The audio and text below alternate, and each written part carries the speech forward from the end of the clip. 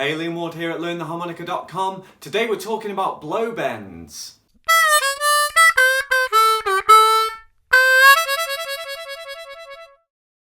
If you enjoyed today's lesson, make sure you subscribe to my channel and click the notification bell to get free harmonica lessons every single week.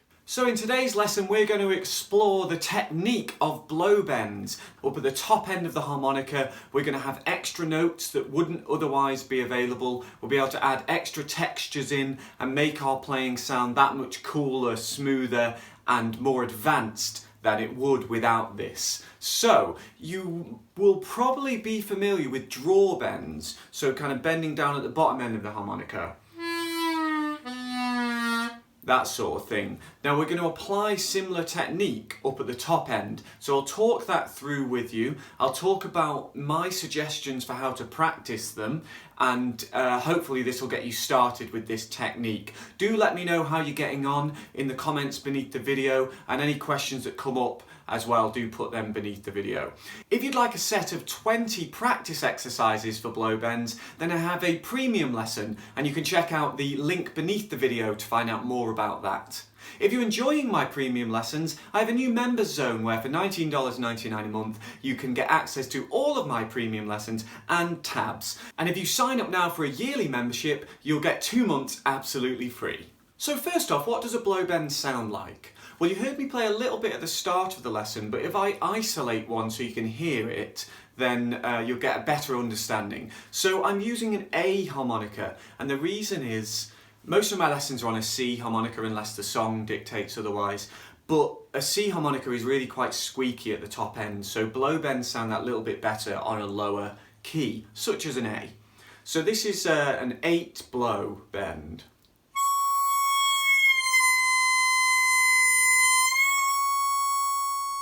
So I'm taking the natural note and I'm making it go lower in pitch, and then I let it release and come back up again.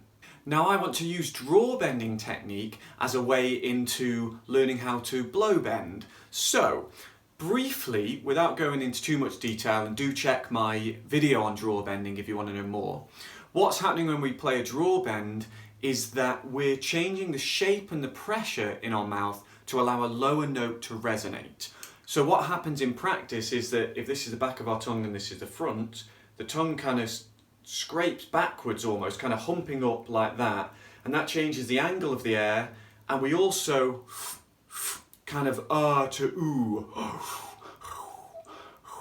like that.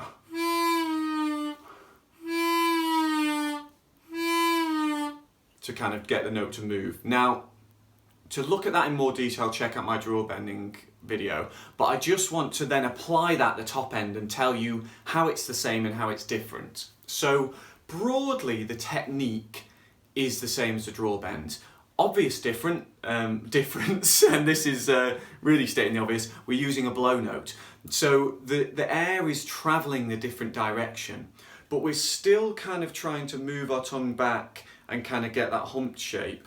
Now, the big difference that you'll get in terms of how it feels for you, and there is a physical aspect to it as well, is if you think of the low notes when you're draw bending, you're trying to create this really big low note, especially with an A harmonica or a lower key harmonica. If you think of something of one draw, it's really oh. Now, when we're at the top end, instead of it feeling further back and big and low and creating this huge cavity space for the note to resonate in, everything feels that much smaller and towards the front. So it feels like more tension in the lips, and it feels like everything is happening more towards here rather than lower back. So if you think of that tongue movement, instead of it being kind of like that, it's more kind of towards the front. It's still doing the same thing, it's just more confined, less exaggerated, but the idea is the same.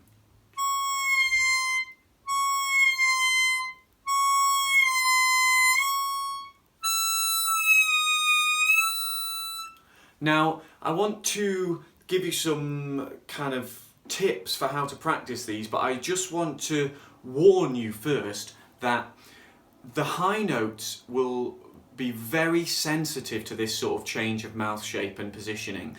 So if you do it quickly, you'll probably skip past the point at which you will get the bend, and it'll just kind of flip straight back up, or it won't even move at all, or you'll get silence. So you need to do it really, really slowly, because you need to tune yourself into what you're doing and work on that muscle memory so that you can really fine tune and perfect the shape. It has to be so precise, otherwise the note isn't going to bend.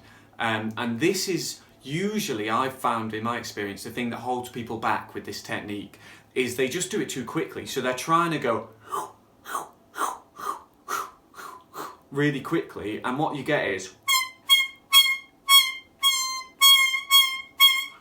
you know, you've got to do it on slow motion. Imagine you're doing it 10 times slower than you kind of want to, and do it that slow repetitively, and you'll get there a lot quicker. Okay, so what should you do to practice these? Well, I recommend a 3-step technique. So step 1 is you should take a natural note.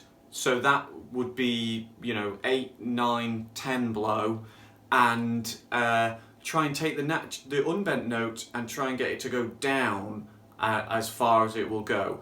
Now, very briefly, whole 8 will go down a semitone, 9 will go a semitone, and 10 will go 2 semitones, or a tone, a full step. So you can reference a tuner or a map of the harmonica to see what notes you're aiming for, and then compare and see when you're getting them. At first it'll just be a case of trying to get it to move, but over time you'll be able to try and take that note, take it down, reach the bend you're looking for. So that's step 1. Step 2, I want you to bend down to the note, which you've just learned to do, and then hold it. Okay, I want you to really hold that note. And then you want to try and kind of play it intermittently. So what I mean is you'll bend down to it, and then you'll stop the airflow, but you'll keep the positioning and the pressure, and then you'll kind of start the airflow again, and stop and start, and stop and start, like this.